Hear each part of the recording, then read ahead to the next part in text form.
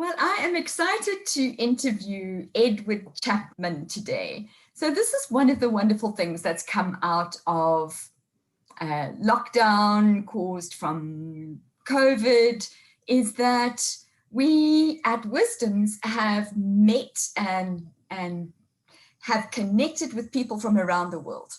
So Edward is from the UK, and he has been joining us regularly at Wisdom's Chats and sharing the most incredible wisdom. I don't know what we knew before we knew Ed. So certainly not enough. So very grateful for Ed's wisdom at Wisdom's Chats.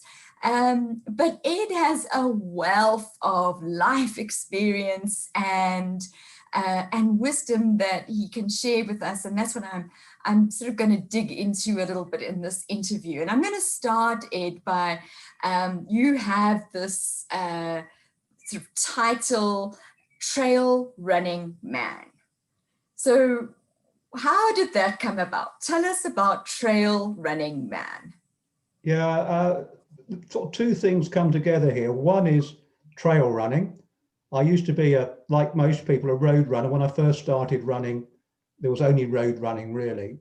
And I discovered trail running thanks to the Comrades Marathon in South Africa, strangely enough, because in 1999, I went and ran my first Comrades, and it was a fantastic experience. And they market it as the ultimate human race, and I wouldn't argue with that. So I came home from Comrades and I thought, well, you know, I've run the Boston Marathon, which is the most famous marathon in the world. And I've run the Comrades Marathon, which is the most iconic ultra race, because the Comrades is twice the distance of a normal marathon. And I came home and I thought, well, you know, what do I do now? And I moped around a bit and I thought, well, I better get out running again. So I looked for a race. And in those days, you had to look in the back of a magazine, see them listed, send a check off. And I found a race about 30 miles away in a couple of weeks' time. So I entered that.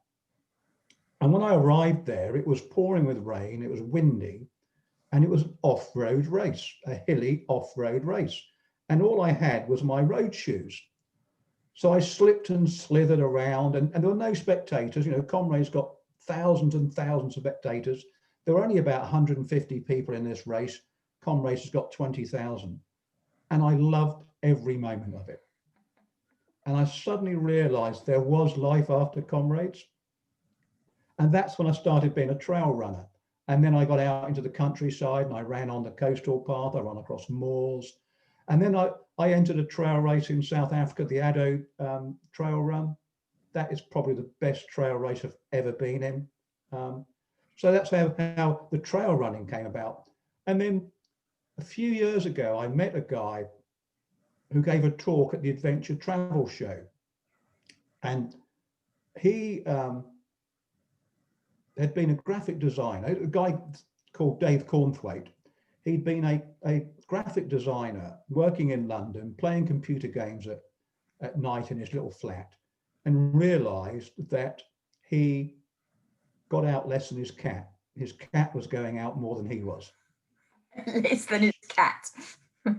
So he gave up his job and skateboarded across Australia. And he's still doing wacky things like that. And I heard him talk and I thought, I want some of that. And a few weeks later, I saw an advert for a course he was doing about how to make money out of your passions. So I went on the course, which strangely enough was on a boat, which was a bit quirky. And that's when Trail Running Man was born, because we came up with the idea of the title of Trail Running Man.